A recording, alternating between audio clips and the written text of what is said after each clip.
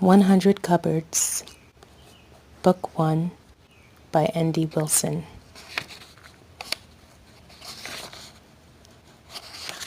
Chapter 1.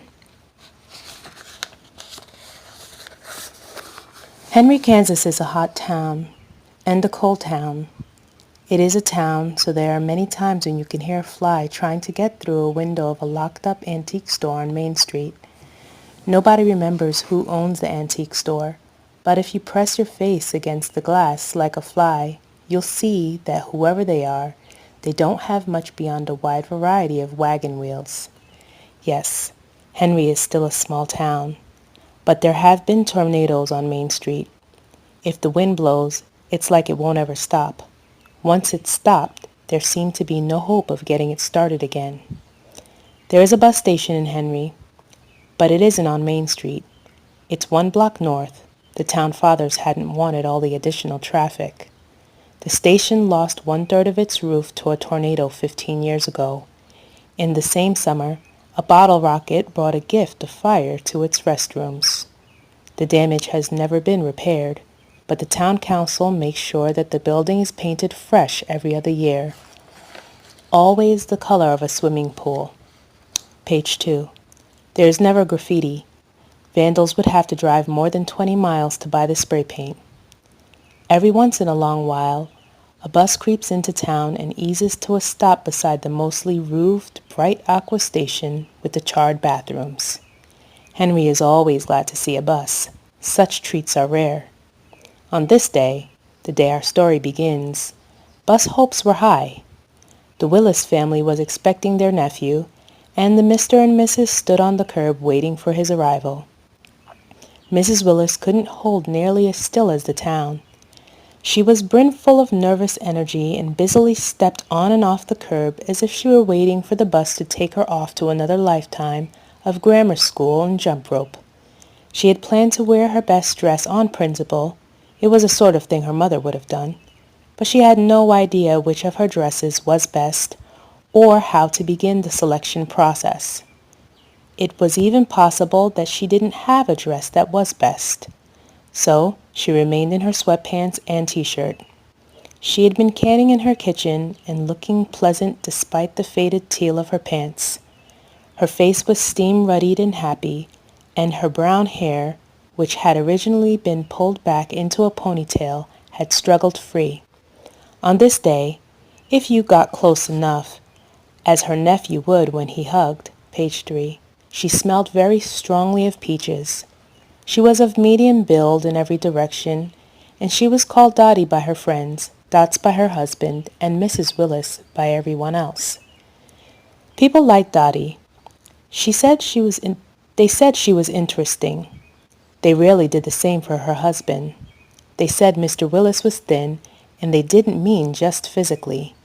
They meant thin everywhere and every way. Dottie saw much more than thin, and she liked him. Frank Willis didn't seem to notice much of anything beyond that. Mrs. Willis stopped her stepping and backed away from the curb. Something was shimmering on the highway. The bus was coming. She nudged Frank and pointed. He didn't seem to notice. The Henry on the bus was not a town in Kansas. He was simply a 12-year-old boy on a slow bus from Boston, waiting to meet an aunt and uncle he had not seen since the age of 4. He was not looking forward to reuniting with Aunt Dottie and Uncle Frank, not because he had in any way disliked them, but because he had led a life that had taught him not to look forward to anything. The bus stopped amid a shower of metallic grunts. Henry walked to the front, said goodbye to a talkative old woman, and stepped onto the curb into a lunged taste of diesel. The bus lurched off. The taste faded, page 4, and he found that he was being held tight by someone rather soft, though not large, and the smell of diesel had been replaced by peaches. His aunt held him back by the shoulders. Her smile faded, and she became suddenly serious.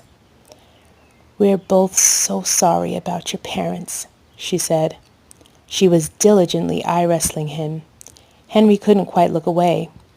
"But we're very happy you're going to be staying with us. Your cousins are all excited."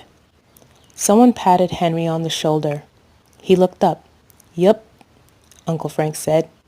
He was watching the bus march out the other end of town. "The truck's over here," he added, and gestured with his head. Uncle Frank carried Henry's duffel bag while Aunt Dotty escorted him to the truck, one arm tightly wrapped around his shoulder. It was an old truck. A few decades earlier, it may have been a Ford. Then it had been donated as a shop class project to Henry High. Uncle Frank had bought it at an end-of-the-year fundraiser. The paint was scum brown, the sort that normally hides at the bottom of a pond, attractive only to leeches and easily pleased frogs. The class had not been able to afford the bigger wheels they had dreamt of, so they'd simply lifted the truck body as high as the instructor would allow. The overall effect was one of startling rickiness. Henry's bag was thrown into the truck bed. "Hop in," Uncle Frank said, and pointed in the back. "The tailgate doesn't drop, so just stand on the tire there and hoik yourself over. I'll boost you a bit." Henry stood on the tire and teetered for a moment, trying to get one leg over the edge of the truck bed. Uncle Frank pushed him from behind and he tumbled in onto his side. Henry had never ridden in the back of a truck before, and he had always assumed it was illegal, though on the one trip his parents had taken him on, a tour of early southwestern settlements, he had seen an entire truckload of field workers drive by. As he had been strapped into a car seat in the back of a Volvo, at the time, he was extremely jealous. Only a few miles later, he had learned to his surprise that 9-year-old boys do not usually ride in car seats.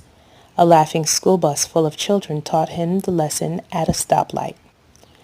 Henry perched himself on the truck's wells and prepared for a spiritual experience. The engine fired its way to life. Frank forced the reluctant metal gears together, and Henry slid off the wheel well into the truck bed as Henry, Kansas, swirled through his hair.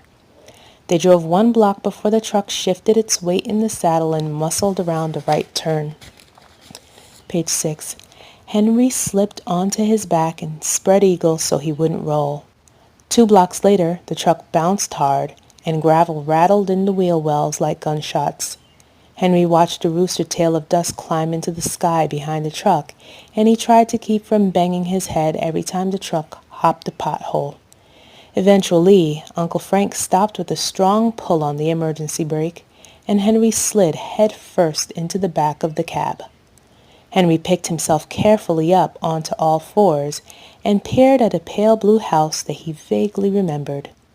Aunt Dotty was grinning at him in the side mirror, pointing at the house and waving. The house seemed big, and an even bigger barn hulked behind it. A mostly white cat sprawled in the yard, looking revolted by something or other. The old leaded glass windows lined the first floor, a row of small windows the second, and one big round window perched up in the eaves. On the front porch below a long row of green tarnished wind chimes, 3 girls stood staring at him. Henry sat on the wood floor with his back to a wall. The 3 girls sat facing him, all cross-legged. They were in the attic. The whole room was open, the walls coved, and an old rail guarded the top of some very steep stairs. Henry was looking to his left out the big round window at the far end, trying to avoid staring at his cousins as much as they were staring at him. Page 7. To Henry's right, at the other end of the attic, a pair of small doors led into a space that was no longer an attic closet and now Henry's bedroom. Uncle Frank had apologized for the size and pointed out, before Aunt Dotty threw an elbow to his ribs, that if Henry's parents were never heard from again, and Henry had to live with them always, they would go ahead and knock the wall down and expand his room a bit. Henry had thanked him. "I'm Anastasia," the smallest girl said. "I know," said Henry.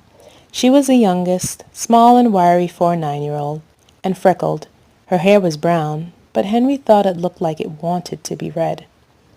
"Then how come you didn't say, 'Hello, Anastasia,' right off? Were you just being rude?" "Hush," the oldest girl said. Anastasia wrinkled her lip. "If you knew I was Anastasia, then what are their names?" Henry looked to the oldest girl. Her straight, nearly black hair hung loose past her shoulders. She smiled at him. "Penny," Henry said. He turned to the third girl, who had thick brown curls and green eyes. "And Henrietta." Page 8. Henrietta was staring at him. Henry looked away. He suspected that he had done something rather awful to Henrietta's cat on his last visit. Suddenly, the memory appeared vividly in the foreground of his mind and danced an emphatic jig. He turned red, and Anastasia started talking again. "What's Penny stand for?" she asked, narrowing her eyes. Penny smiled and pulled her crossed legs tighter. "It doesn't stand for anything, Anastasia." "It stands for Penelope," Anastasia insisted. "Doesn't it, Henry?" Henry shrugged, but Anastasia wasn't looking at him. She was looking at Henrietta. Henrietta ignored her. "No," Penny said. "It's short for Penelope. It doesn't stand for it. Standing for something is when you just do initials."